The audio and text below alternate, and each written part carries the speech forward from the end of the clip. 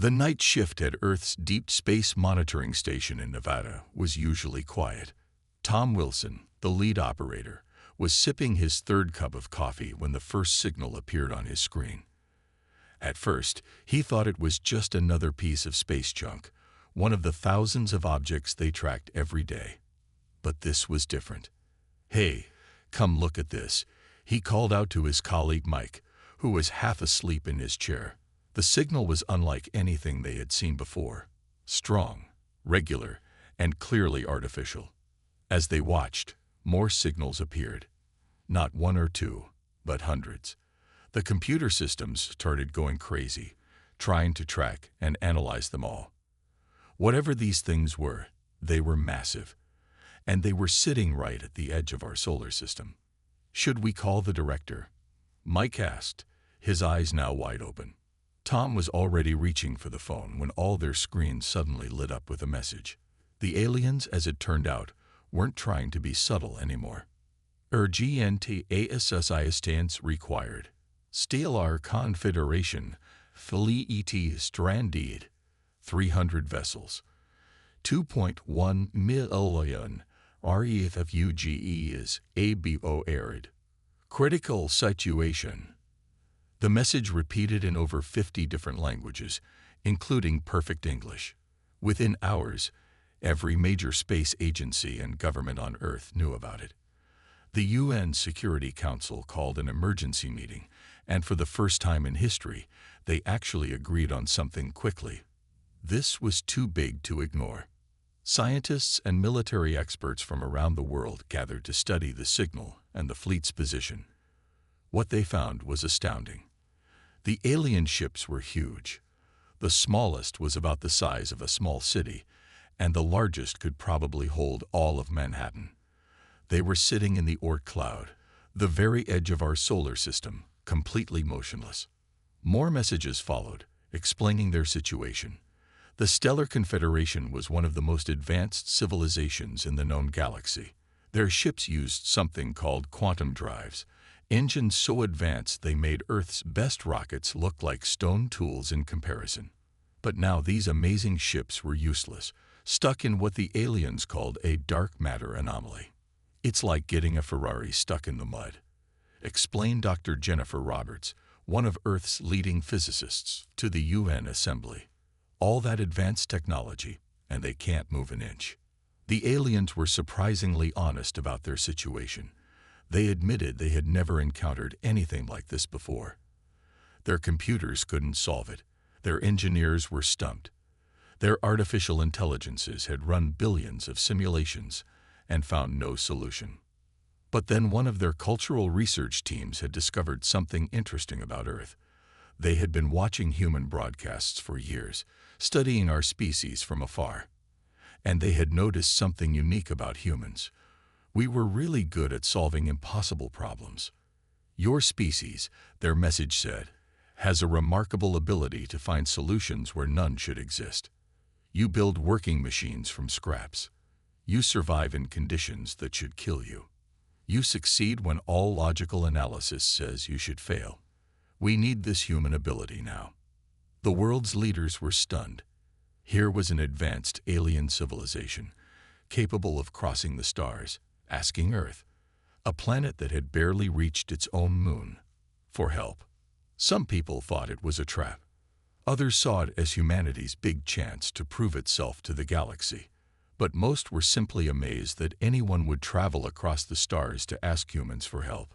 Finally, after 3 days of non-stop meetings, Earth sent its response. "We will help, preparing team for departure." The aliens' reply was immediate and showed their relief. "Thank you. Please hurry. 2 million lives depend on your success." As the message was broadcast worldwide, people everywhere felt a mix of pride and fear. Humanity's first real contact with alien life wouldn't be about war or trade or cultural exchange. Instead, it would be about doing what humans did best, fixing things that seemed impossible to fix. The race was on to assemble a team that could save the stranded fleet.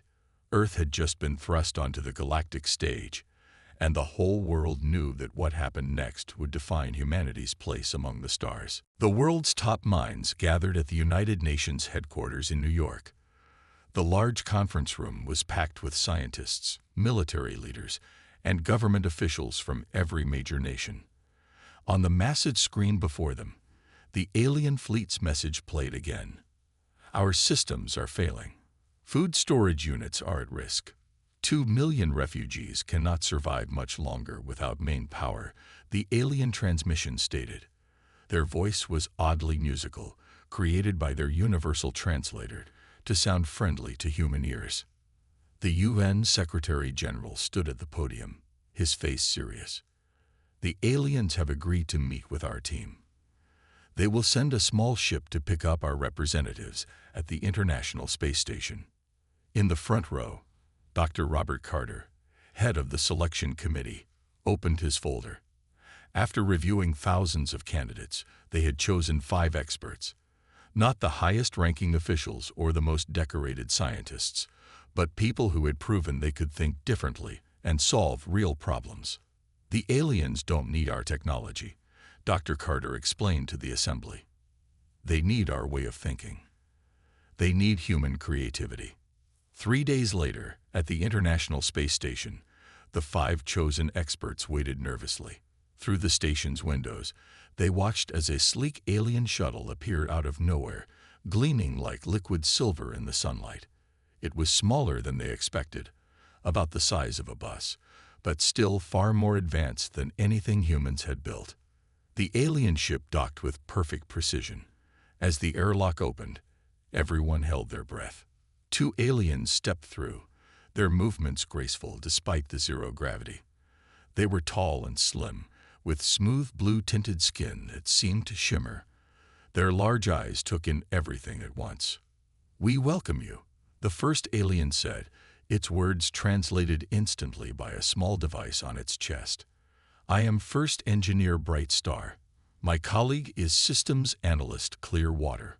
The human team introduced themselves one by one. The aliens seemed particularly interested in their tools, simple laptops, tablets, and basic diagnostic equipment. To everyone's surprise, Bright Star picked up a basic wrench and studied it with great curiosity. "Such elegant simplicity," the alien said. "Perhaps this is what we need." During the journey to the stranded fleet, the aliens explained their situation in detail. Their quantum drives had worked perfectly for centuries, using complex calculations to move ships through space. But something in the dark matter cloud had changed the rules. Their computers couldn't adapt because they were programmed to work only with perfect solutions. "We do not understand failure," Clearwater admitted. "Our civilization has eliminated inefficiency. We only use perfect solutions. But now, perfection is our weakness." The human team exchanged knowing looks. Dealing with failure and imperfection was something they understood very well. As they approached the fleet, the humans got their first real look at the situation. Hundreds of massive ships floated in the darkness, their usually bright engines now dim. The ships were beautiful, like cities made of crystal and light, but now they were trapped in an invisible net of dark matter. The aliens' main ship was enormous. As they docked, they saw thousands of aliens watching them through various windows. Many were children, part of the refugee families fleeing from some distant conflict. "These are our best ships," Bright Star explained as they walked through spotless corridors. "They can cross galaxies, create artificial gravity, and build entire cities. But now they cannot move 1 meter forward or backward." In the main engineering room, complex holograms showed the dark matter cloud surrounding them. The alien engineers, all looking worried, had gathered to meet the humans. They seemed skeptical that these beings from a primitive world could help them. One of the senior aliens stepped forward. "We have tried every possible solution that our science knows. Our computers have run billions of simulations. Nothing works. Can you primitive humans really help us?" The head of the human team smiled and pulled out his tablet. "Let's forget about perfect solutions for a moment," he said. "Sometimes the best fixes aren't pretty, but they work." Show us everything you've tried, and then we'll show you what humans can do when things seem impossible. The aliens looked confused, but desperate times called for desperate measures. They had crossed the galaxy only to end up putting their hopes in a species that had barely reached space. What they didn't understand yet was that humans had something no advanced civilization could replicate: the ability to make the impossible possible, one messy solution at a time. The 5 members of the human team sat around a table in the alien ship's conference room, surrounded by holographic displays showing the fleet's situation. Despite the advanced technology all around them, they had spread out their own simple tools: paper notebooks, pencils, and basic tablets. Jack, the shipyard engineer from Russia, stood up and walked to one of the displays. His weathered hands, used to fixing massive cargo ships in the harsh conditions of the Arctic, traced the outline of the nearest stranded vessel. "Your ships are too perfect," he said, his voice carrying years of practical experience. "Sometimes, to fix a problem, you need to create a small problem first." The aliens looked horrified at this suggestion. First Engineer Bright Star's shimmering skin turned a pale shade of blue. "Create a problem? That goes against all our principles." Maria, the software developer from Brazil, laughed as she typed on her laptop. "That's exactly what we humans do best. We break things a little to fix them a lot." The human team had spent the last 12 hours studying the aliens' attempts to solve their crisis. The alien solutions were beautiful, elegant, and completely useless. Their computers had tried to find the perfect way through the dark matter cloud, but there wasn't one. Dr. Patel, the theoretical physicist from India, had been quiet most of the time, scribbling equations in his notebook. He finally looked up. "Your quantum drives work on perfect balance. But what if we intentionally unbalance them?" The practical mechanic from Australia, Bill, who had spent his life fixing impossible problems in the outback, nodded in agreement, like starting a stuck car by rocking it back and forth. "Not pretty, but it works." Dr. Amara, the materials scientist from Nigeria, pulled up some data on her tablet. "Look at this," she said, pointing to a graph. "Every time your ships try to move, they maintain perfect power distribution.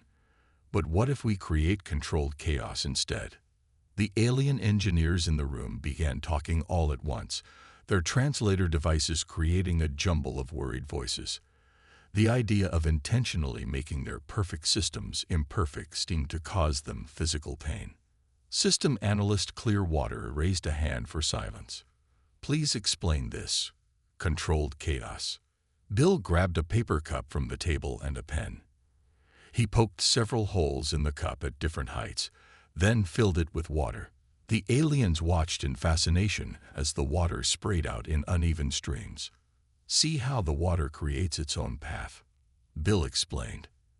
"It's not perfect, but it moves. Sometimes that's all you need." Dr. Patel jumped in. "We can use this principle with your quantum drives. Instead of trying to push through the dark matter cloud perfectly, we let the energy flow find its own path." The team spent the next few hours explaining their plan. They would intentionally destabilize the quantum drives, creating controlled fluctuations that would let each ship wobble its way through the dark matter cloud. It wasn't elegant, but their calculations showed it would work. "Think of it like teaching a robot to dance," Maria explained, seeing the aliens' continuing confusion. "If you program every move perfectly, it looks stiff. But if you add a little randomness, it looks natural." Jack stood up and walked to the window, looking out at the massive fleet. "We'll need to modify each ship's engines. Not much, just enough to make them a little human." The aliens still looked uncertain, but their options were running out. Power systems were failing across the fleet, and the refugees were getting worried. They needed a solution, even if it wasn't a perfect one. First Engineer Bright Star finally nodded. "We will try your human solution. But how do we begin?" Bill grinned and picked up his toolbox. "We start with one ship. We'll show you how to make it work. Then your engineers can copy it for the rest of the fleet. Sometimes the best way to learn is by doing." As the team gathered their tools and prepared to start work, Dr. Amara noticed something interesting. The aliens were watching them with a new expression, not just desperation now, but curiosity. Perhaps they were beginning to understand that perfection wasn't always the answer. The real work was about to begin, and humanity's reputation in the galaxy would depend on whether 5 humans could teach an advanced alien civilization the value of imperfection. The main engine room of the alien flagship was massive, stretching for what seemed like miles in every direction. Gleaming surfaces and pulsing lights surrounded the human team as they examined the quantum drive's core. Despite the engine's obvious advanced technology, it sat lifeless, trapped by the invisible dark matter cloud outside. "Your engine is like a perfect dancer," Bill said, running his handheld scanner over the drive surface. "But sometimes you need to stumble a bit to keep your balance." The alien engineers watched nervously as the humans circled their precious engine, poking and prodding with their simple tools.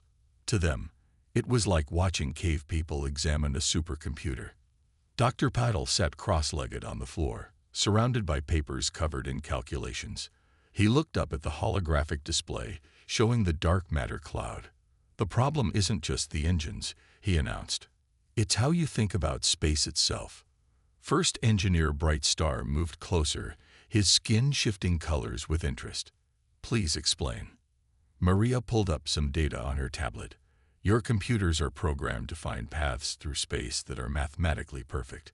But space isn't perfect, especially not here. The dark matter is creating tiny variations, quantum wobbles that your systems ignore because they're not perfect." Jack nodded, pointing to a specific part of the engine.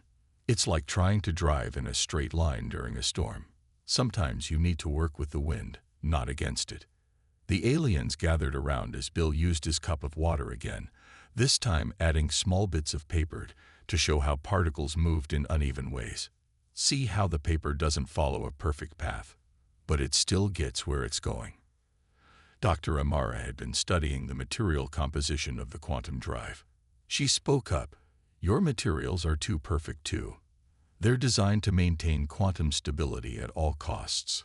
But right now, we need some instability." The alien engineers looked horrified again.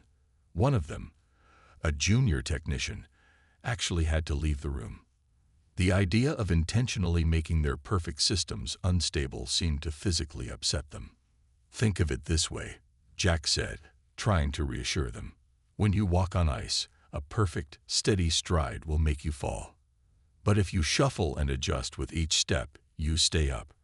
Right now, your ships are trying to stride perfectly through space that's become ice."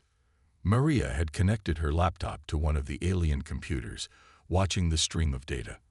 "Your systems are rejecting millions of possible solutions because they're not perfect. But we don't need perfect. We just need to move." The team gathered around the main control panel, where Dr. Patel was explaining his calculations to Bright Star. "See these quantum fluctuations? Your computers mark them as errors and try to correct them. But what if instead of fighting them, we use them?" "Use errors." Bright Star's translator couldn't quite capture the mix of horror and fascination in his voice. "Our entire civilization is built on eliminating errors. And that's why you're stuck," Bill said bluntly. "The universe isn't perfect. Dark matter doesn't follow nice, neat rules. Sometimes you have to get a little messy to get the job done." Dr. Amara brought up a simulation on her tablet. "Look here," she said, showing how their proposed solution would work. "By introducing controlled imperfections in the quantum field, we create paths that your ships can follow. They won't be straight paths. They won't be elegant. But they'll get you out of here." The aliens watched the simulation run again and again. They could see it would work, but accepting it meant challenging their most basic beliefs about how things should be done. System analyst Clearwater, who had been quiet for a long time, finally spoke. "In all our years of space travel, we have never encountered a problem we couldn't solve with perfect mathematics. Perhaps that is why we needed humans. You see solutions where we see only chaos." Jack stood up from his inspection of the engine. "Chaos isn't your enemy here. It's your way out. Now, are you ready to let us make your perfect engine a little less perfect? The aliens looked at each other, then at their stranded fleet visible through the massive windows. 2 million lives were depending on them accepting a solution that went against everything they believed in. Finally, Bright Star nodded. Show us how to embrace imperfection. The first test was ready. The human team had spent 20 hours modifying a small shuttle's quantum drive, making it just imperfect enough to work. Bill had called it giving the engine some personality, which made the aliens wince every time. All systems are ready, Maria announced from her laptop. She had written a simple program that would intentionally create small fluctuations in the engine's quantum field. To the aliens, it looked like she had written a program designed to cause accidents. The shuttle floated at the edge of the fleet, its modified engine humming with an uneven sound that made the alien engineers deeply uncomfortable. Bill sat in the pilot's seat, with First Engineer Bright Star nervously watching from the co-pilot's position. Remember, Bill said, grinning, we're not trying to push through the dark matter. We're going to dance with it. Dr. Patel's voice came through the radio from the main ship. The mathematical model suggests a 72% chance of success. Not perfect, but good enough.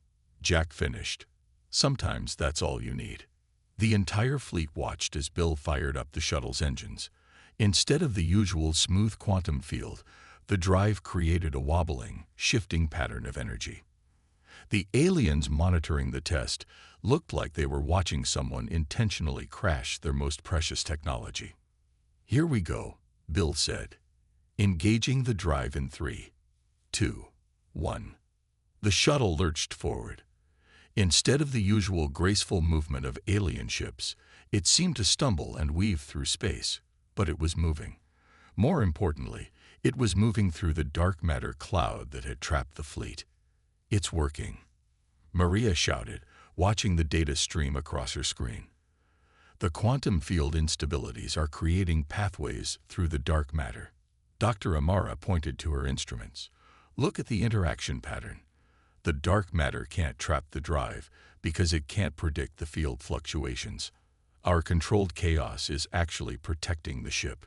The aliens watched in stunned silence as the small shuttle successfully pushed through the barrier that had trapped their mighty fleet. Bill turned the ship around and made another pass, this time adding a bit more randomness to the engine's output. It's like surfing, he explained to Bright Star. You don't fight the wave, you ride it. After an hour of successful tests, the shuttle returned to the main ship. The human team gathered with the alien engineers to review the data. The solution had worked better than anyone had expected. The modification process is relatively simple, Jack explained, showing the aliens his diagrams. We can train your engineers to make the necessary changes.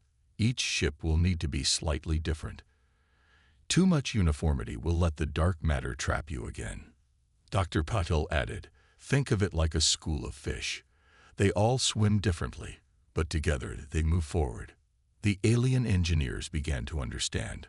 One of them, a young technician who had been watching closely, stepped forward. So we're not really breaking our engines. We're teaching them to adapt. Exactly. Maria smiled. Your computers are so focused on finding perfect solutions that they can't see the good solutions. Sometimes good is better than perfect. Dr. Amara showed them the modified materials they would need. We'll need to adjust each ship's quantum field generator, not enough to damage them, just enough to make them unique. The aliens began organizing their engineering teams. There were 300 ships to modify, and each one would need its own slightly different solution. It was the kind of massive, imperfect operation that would have seemed impossible to them just days ago. First Engineer Bright Star addressed his staff. We have always sought perfection in everything we do. But these humans have shown us that there is strength in controlled imperfection. We will learn from them. System Analyst Clearwater added, perhaps this is why the universe sent us to Earth. Not because humans are primitive, but because they understand something we had forgotten. How to adapt, how to embrace chaos, and make it work for them.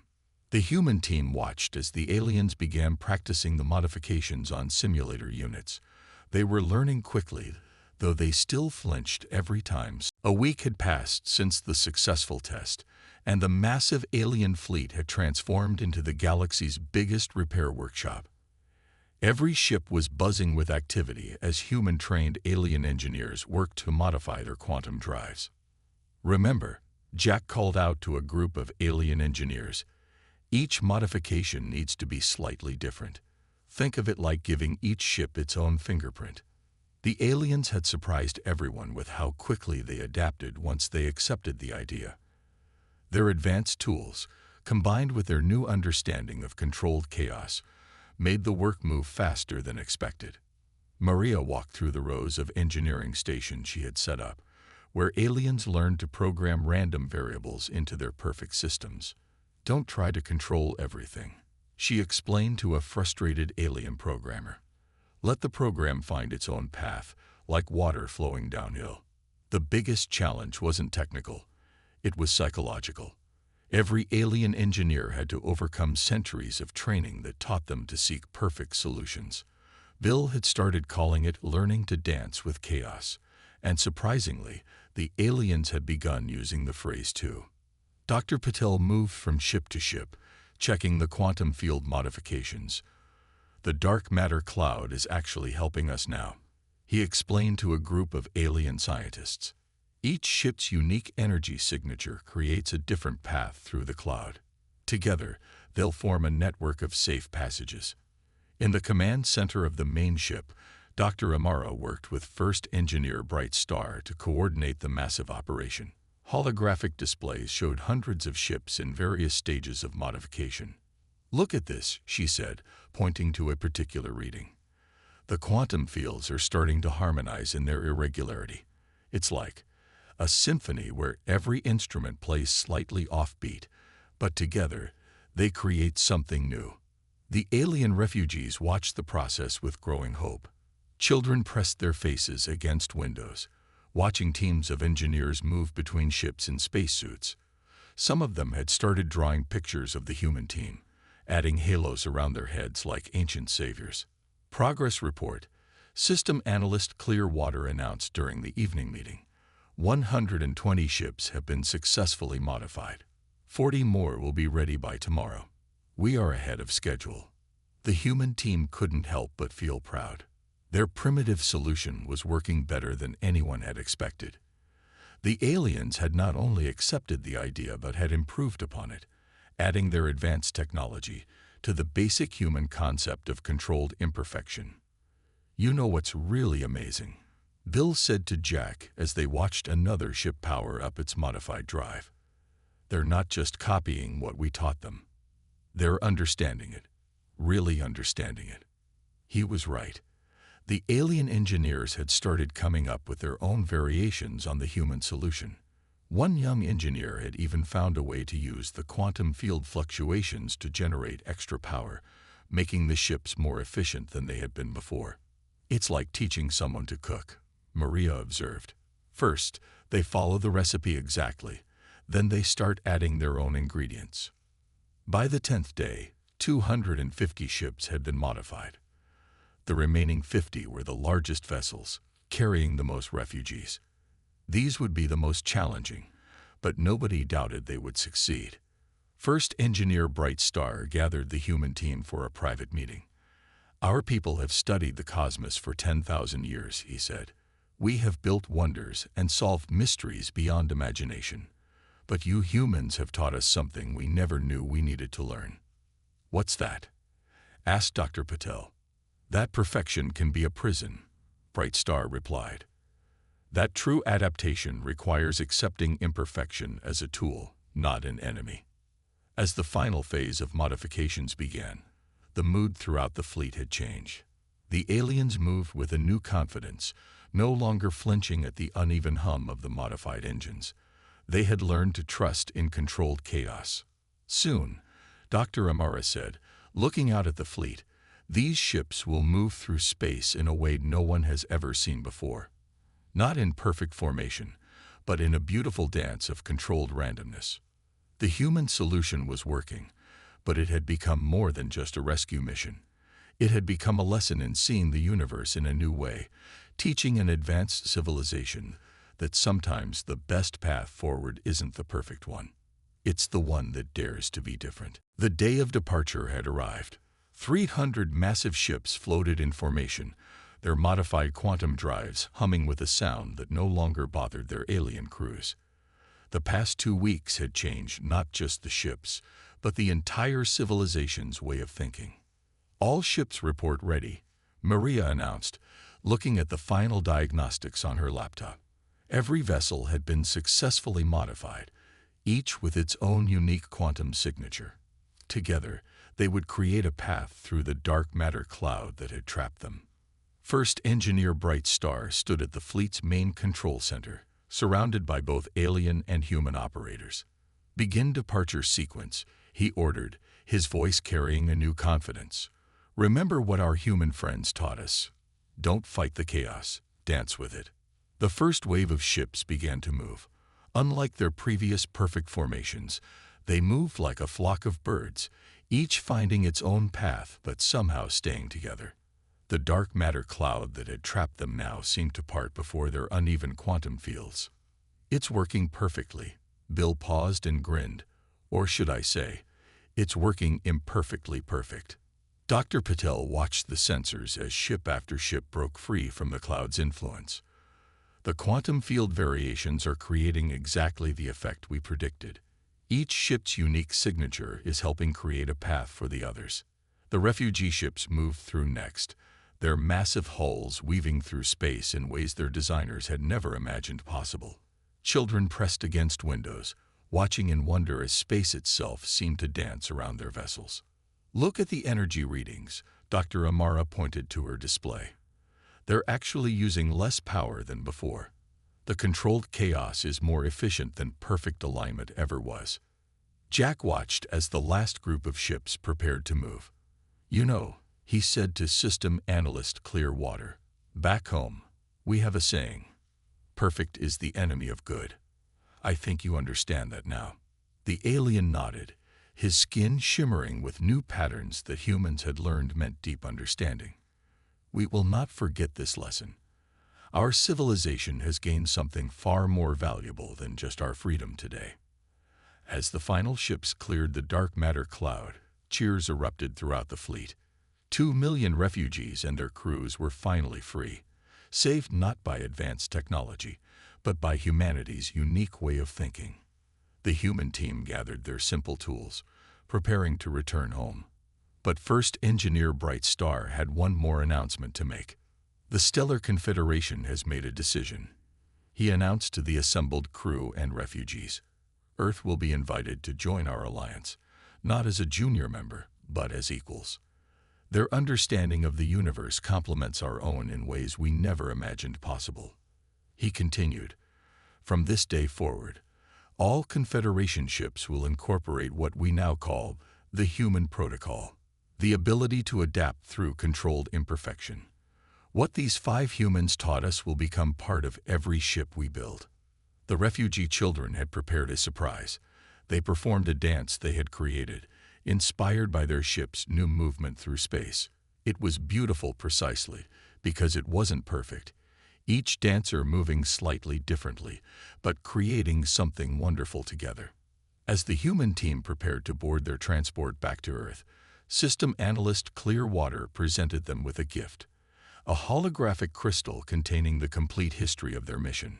"This story will be taught in all our schools," he said. "The day humanity showed us that perfection isn't everything. The day we learned to dance with chaos."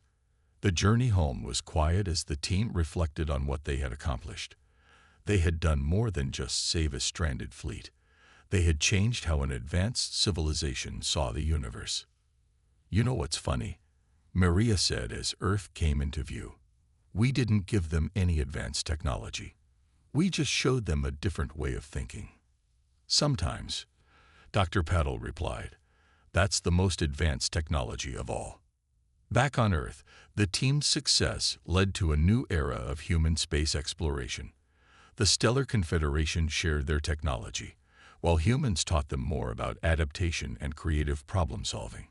It was the beginning of a partnership that would change both civilizations forever.